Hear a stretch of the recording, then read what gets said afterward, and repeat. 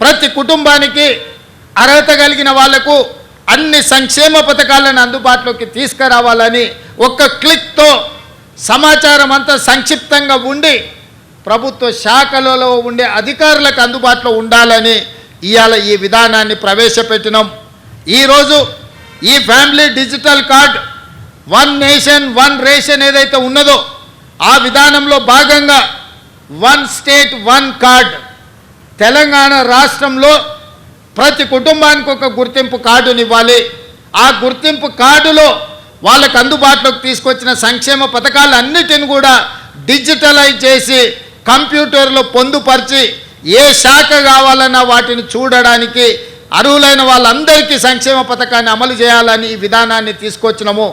ఇవాళ ఈరోజు ప్రవేశపెడుతున్న family digital card ఇదే రేషన్ కార్డు, ఇదే మీ ఆరోగ్యశ్రీ కార్డు, ఇదే మీ రైతు బీమా కార్డు, ఇదే మీ ఫీజు రియంబర్స్మెంట్ కార్డు, ఇదే మీ ఇందిరమ్మ ఇల్లుకు అర్హత, ఇదే మీకు కళ్యాణ లక్ష్మిని పొందడానికి అర్హత వస్తుంది.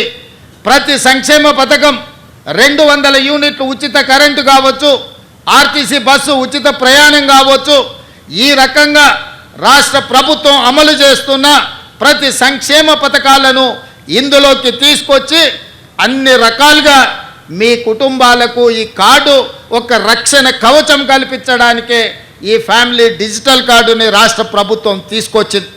ఇదే కాదు, ఈరోజు చాలామంది నన్ను కలుస్తున్నారు.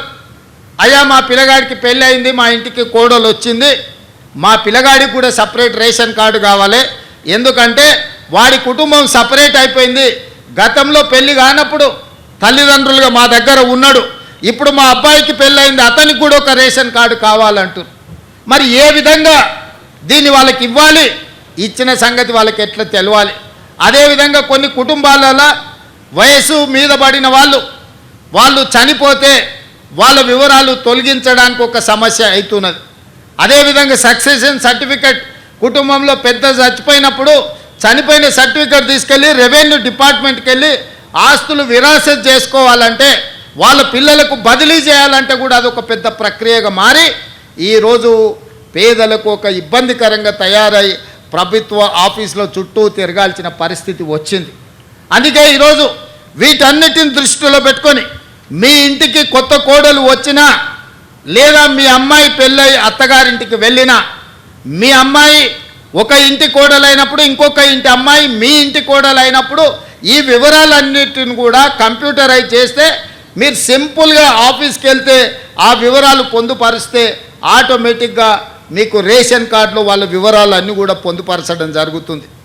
తద్వారా రేషన్ కావాలన్నా, ఆరోగ్యశ్రీ కార్డు కావాలన్నా, మీ చదువుకునే పిల్లలకు ఫీజు రియంబర్స్మెంట్ రావాలన్నా ఈ కార్డు సంపూర్ణంగా ఉపయోగపడుతుంది. ఇదే కాదు, రాజీవ్ ఆరోగ్యశ్రీ లేదా ముఖ్యమంత్రి సహాయ నిధి నుంచి మీ వైద్యానికి మీరు సహాయం పొందుతున్నారు. ఒకసారి మీరు హాస్పిటల్కి వెళ్ళి అన్ని వైద్య పరీక్షలు చేయించుకుంటే వాళ్ళు కాగితాల మీద రాసిస్తున్నారు. ఆ కాగితాలు తెచ్చి పేదవాడి ఇంట్లో పెట్టుకుంటే అవి ఎక్కడో పోతున్నాయి లేదా వర్షం వచ్చి తడిసిపోతున్నాయి. మీకు అంతకంటే ముందు ఏ రకమైన వైద్య పరీక్షలు చేసిండ్రో ఆ వివరాలు ఎక్కడ దొరకడం లేదు.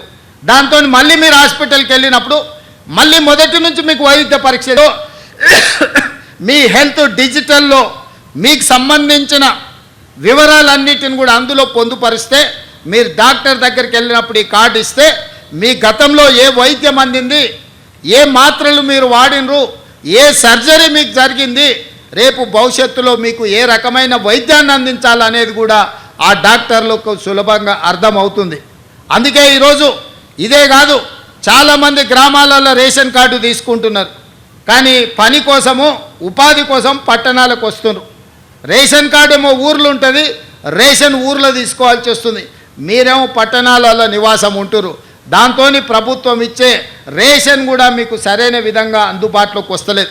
ఇప్పుడు ఈ ఫ్యామిలీ డిజిటల్ కార్డు వచ్చిన తర్వాత రాష్ట్రంలో ఏ కొనకున్నా ఎక్కడ మీకు రేషన్ కార్డు ఉన్నా మీరున్న ప్రాంతంలో ఒక నెల ముందు చెప్తే ఆ స్థానిక రేషన్ షాప్కి వెళ్ళి మీకు కావాల్సిన రేషన్ సరుకులు మీరు తీసుకోవచ్చు. డిజిటల్ కార్డు రావడం వల్ల ఈరోజు పేదలకు ఎలాంటి ఇబ్బంది కలగొద్దు, పేదలను అన్ని రకాలుగా సహాయం అందించాలి, పేదలని ఆదుకోవాలి, పేదలకు సులభతరమైన సాంకేతిక నైపుణ్యంతో కూడుకున్న ఫ్యామిలీ డిజిటల్ కార్డు ఇవ్వాలనేది మా ప్రభుత్వ లక్ష్యము.